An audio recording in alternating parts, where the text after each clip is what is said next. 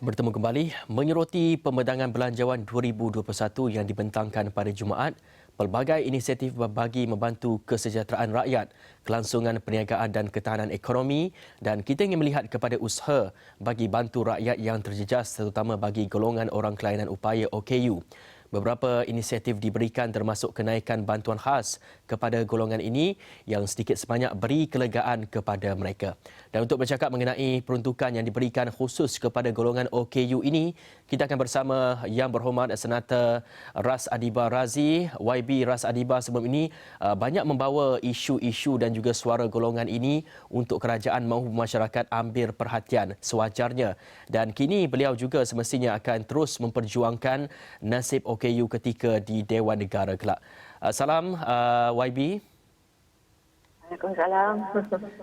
YB, pada pandangan YB berkenaan peruntukan dalam belanjawan 2021 buat golongan OKU dan juga rentan, adakah ia cukup atau perlu dipertimbangkan lagi YB?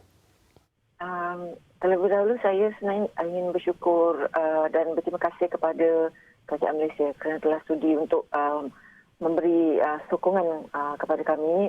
Namun begitu saya terus terang mengatakan bahawa saya berharapan agar kerajaan akan dapat menimbangkan lebih banyak lagi bantuan di masa yang akan datang, masa terdekat insya-Allah, supaya ini dapat membantu sahabat-sahabat saya kerana maklum dengan keadaan pandemik COVID-19 di negara kita ni, ramai OKU yang sukar. Orang yang bukan OKU pun susah, mandakan pula OKU seperti kami untuk mencari pekerjaan.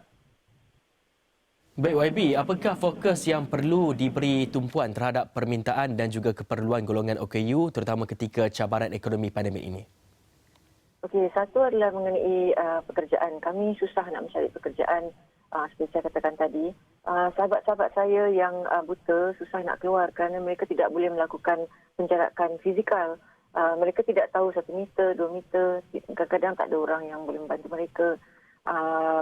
Antara yang mereka dan sahabat-sahabat saya yang lain yang hadapi seperti yang pekak juga adalah masalah untuk pembelajaran secara online. Mereka sukar kerana apa orang kata ianya tidak mesra untuk mereka. Untuk yang pekak tiada jurubahasa isyarat, untuk yang buta bukan semua yang punya aplikasinya dan juga bukan semua daripada kami mempunyai peralatan yang diperlukan. Dan apabila ingin belajar, kami terpaksa pergi ke siapa yang tidak ada wifi di rumah tu terpaksa pergi ke mana-mana, tumpang mana-mana.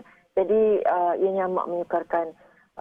Dan lagi satu, antara perkara yang sukar kami lalui adalah tidak boleh merentas pesta negeri.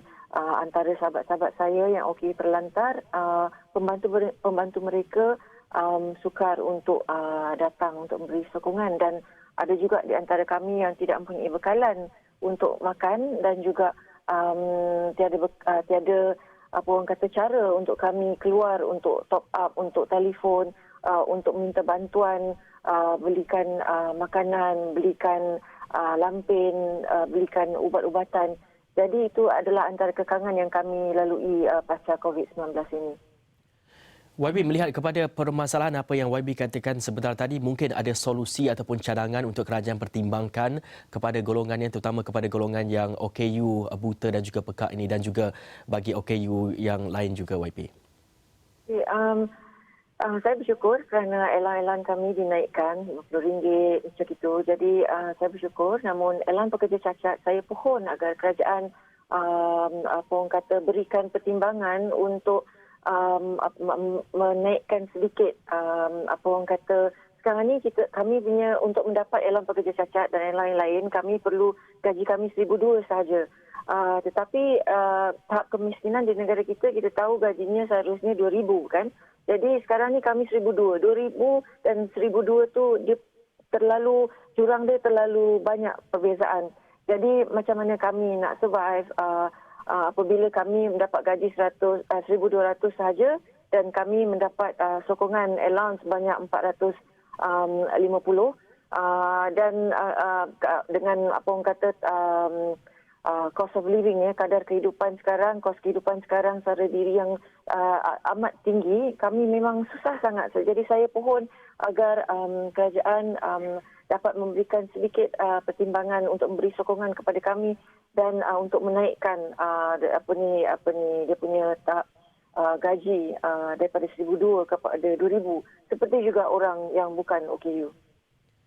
Baik, YB, selain OKU, kerajaan turut memperuntukkan bantuan kepada ahli keluarga yang perlu menjaga OKU dan warga emas. Adakah ia memadai selain daripada kita memberikan bantuan kewangan, sokongan moral dan juga kesihatan mental kepada penjaga yang menjadi tumpuan ini? Tentu sekali kalau kita tanya memang orang kata tidak cukup kan. Tapi kita perlu juga ingat bahawa negara kita bukan negara welfare based. Ya, jadi dengan sokongan yang kami terima, kami amat berterima kasih dan bersyukur. Namun perlu diingatkan di sini seperti saya katakan tadi adalah keadaan ekonomi tidak apa orang kata memberangsangkan dan ianya amat sukar untuk kami semua. Dan sokongan yang diberikan pada keluarga alhamdulillah. Namun saya perlu ingatkan sekali lagi bahawa bukannya murah untuk kami membeli barangan-barangan perubatan, barangan-barangan perubatan dan juga bukannya mudah untuk ahli keluarga menyokong kami daripada kalau bukan kewangan daripada segi mental pun memang sukar kerana OKU itu sendiri melalui keadaan yang begitu apa orang kata mencabar ketika ini ramai daripada kami di rumah yang mempunyai anak-anak yang autisma seperti anak saya. Jadi dengan keadaan sekeliling ketika ini memang sukar untuk bukan sahaja ahli keluarga tetapi OKU itu sendiri kerana kami dengan keadaan yang tidak boleh keluar, dengan keadaan kewangan yang tidak seberapa, yang apa orang kata ekonomi tidak seberapa, kami memang apa orang kata ahli keluarga, carers pembantu kami dan juga OKU itu sendiri melalui keadaan yang begitu tertekan sekali, terus terang saya katakan.